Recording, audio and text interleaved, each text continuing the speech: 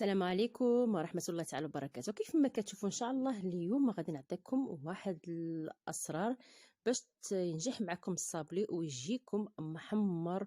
وطريقه ديال هاد اللي غنتقاسم معكم ديال الطريقه ديال الصابلي.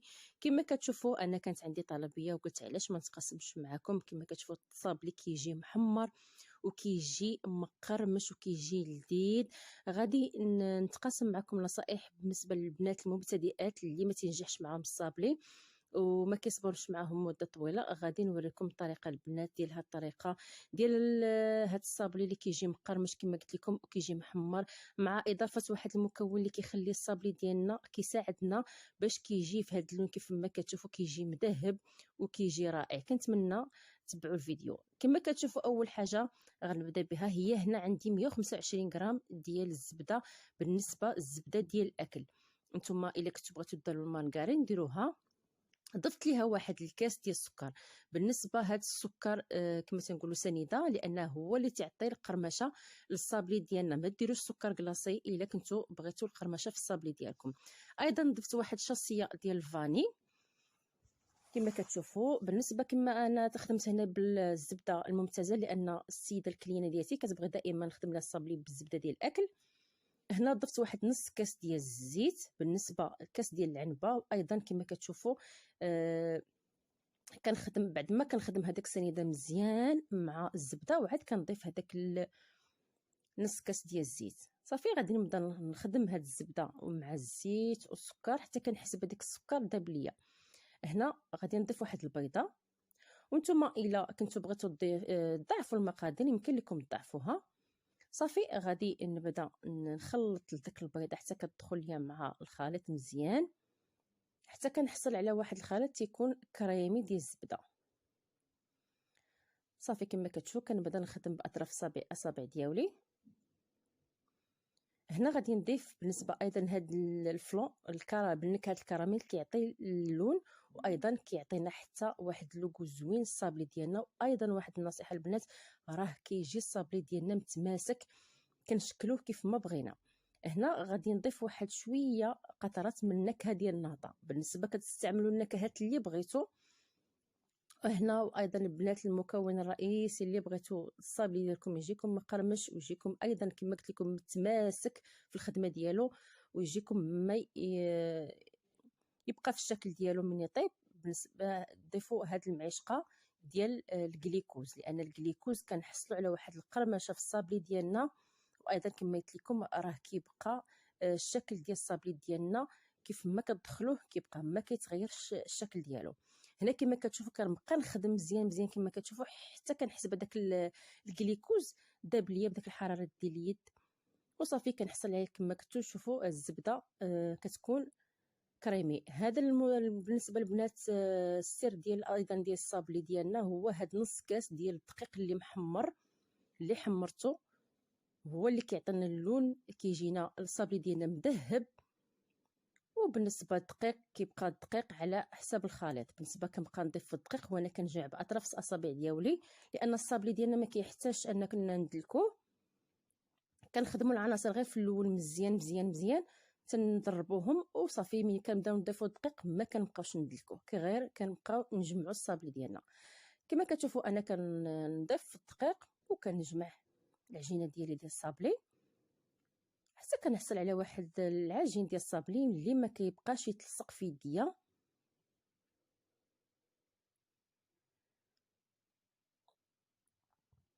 صافي هنا غادي نجمع الصابلي ديالي. هذا هو القوام ديالو كما قلت لكم ما كيبقاش يتلصق. غادي نجيب واحد البلاستيكه وغادي نوضع فيها هاد العجينه ديال الصابلي.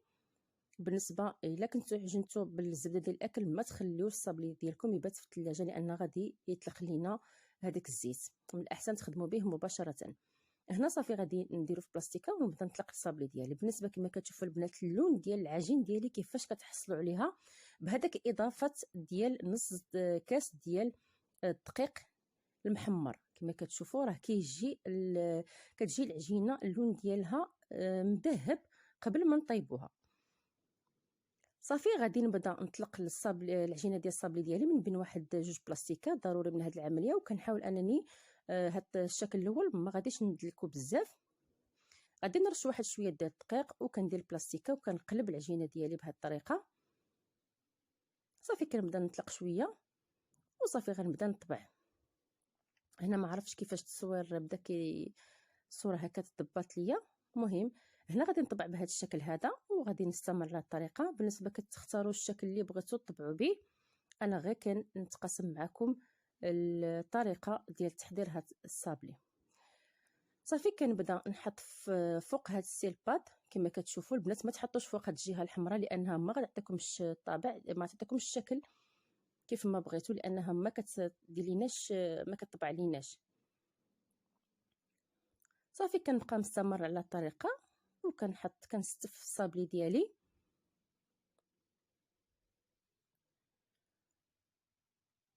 صافي بالنسبه ملي كنطلقوا كنزيد واحد شويه العجينه ديال الصابلي على العجينه الاولى اللي جمعت وكنبدا نطلقها. دائما نديروا هذه العمليه لان باش كما قلت لكم كيبقى الصابلي ديالكم في نفس الشكل ملي كتطبعوه وكتدخلوه الفران كيبقى هو. صافي كنبقى مستمر على الطريقه حتى كنكمل الشكل الاول، لانني العجينه ديال الصابلي قسمتها على جوج. غادي ندير جوج اشكال ديال الصابلي لان السيده طلبت مني ان يكونوا اشكال يكونوا سامبل ما يكونوش فيهم الشكلاط بزاف. هنا الا بغيتوا ان الشكل ديال السيل باتي يخرج لكم في الصابلي ضروري انكم تضغطوا على واحد شويه الصابلي من الفوق بهذه الطريقه باش كيعطيكم هذاك الزواقه ديال السيليبات. وكما كل واحد كيسميها كاين اللي تيقول ليها الحصيره. هنايا صافي غادي ناخذ هذا الشكل الثاني، غادي لانني غنلصق وحده مع وحده غادي نطبع الطبع. الشكل الاول تيكون سامبل والاخرى كتكون فيها هذيك تقريبا من الوسط، لانني كما قلت لكم غادي نحصل على صابلي اللي تيكونوا الشكل ديالهم عادي. صافي كنحط الصابلي ديالي فوق طاوه، وكما تنقول لكم دائما كندخلوا الصابلي ديالنا الفران تيكون سخون من قبل وتنقصوا عليه على نار مهيله كيطيب حتى كيتحمر لينا الصابلي ديالنا. كما شفتوا البنات من بعد ما كيطيب الصابلي ديالي هذا هو الشكل ديالو. ها نتوما سمعوا القرمشه اللي فيه كيجي مقرمش البنات، كيجي رائع. وبالنسبه للبنات كاع اللي تيخافوا من الطريقه ديال الصابلي هاد الطريقه راه ناجحه 100%، خصوصا البنات بهذاك اللون ديالو اللي كيجي بهذه الطريقه تيجي مذهب. ضيفوا غير هذاك نص كاس اللي وريتكم ديال الدقيق اللي محمر، هو اللي كيعطي ايضا كيساعد الصابلي ديالنا يجي محمر وكيجي زوين بزاف.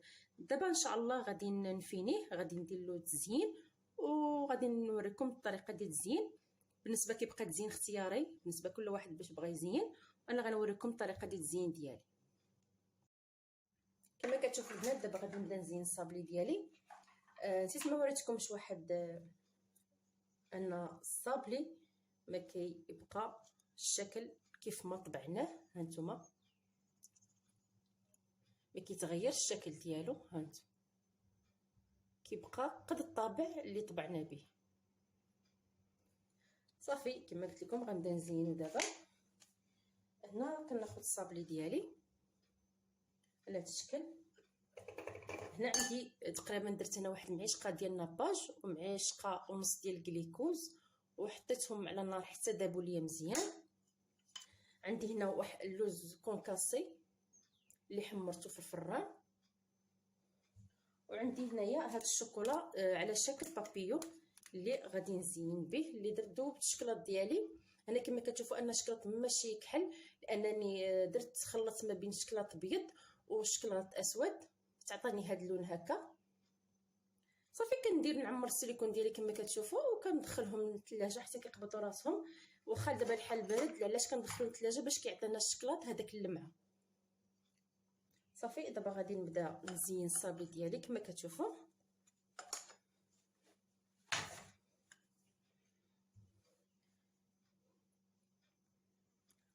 هنا كناخذ واحد شويه ديال الناباج والجليكوز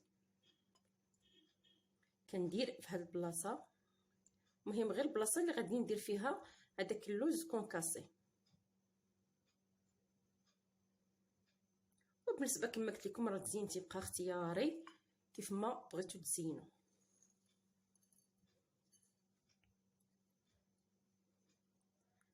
هانتوما نخليها غير هكا، وغادي ندير واحد شويه الوسط باش غادي نحط هذاك البابيون كيف ما كتشوفوا على هذا الشكل. هانتوما هذا هو الشكل اللي زينت. صافي غادي نستمر على الطريقه حتى كنكمل الشكل ديالي، وغادي نوريكم الزين ديال الشكل الثاني.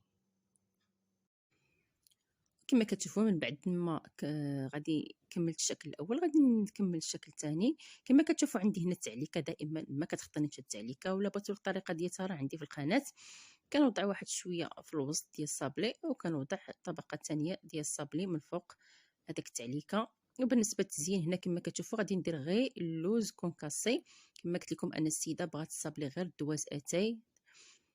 كما كتشوفوا صافي هنايا يمكن لكم ديروا العقيقات، وكما قلت لكم دائما كيبقى مزيان على حساب كل شكل ديال الصابلي وشنو توفر عندك. صافي كنستمر على الطريقه ان شاء الله حتى كتشوفوا الشكل النهائي ديال الصابلي من بعد ما غادي نكمل الشكل الثاني. وهذا هو الشكل ديال الصابلي البنات. كيف ما كتشوفوا طريقته سهله. كما قلت له في المراحل اللي تقاسمت معكم راه غادي ينجح معكم هذا الصابلي، لانه كيجي مقرمش وكيجي لذيذ. وايضا بان هذاك نصف كاس اللي ضفت ديال الدقيق محمر كيعطي اللون مذهب كيجي رائع. كنتمنى انكم تجربوا، لان الا جربتوا هذه الطريقه غتولي معتمده عندكم وتقدروا تخدموا بها لي كوموند ديالكم. وايضا يمكن لكم البنات اللي ما تنجحش معهم الصابلي هذه الطريقه ناجحه 100%. كنتمنى ايضا نتوما ما تبخلوش عليا باللايك والبارطاج، وكنقول لكم السلام عليكم. فيديو مقبل ان شاء الله مع حلويات ام ياسين.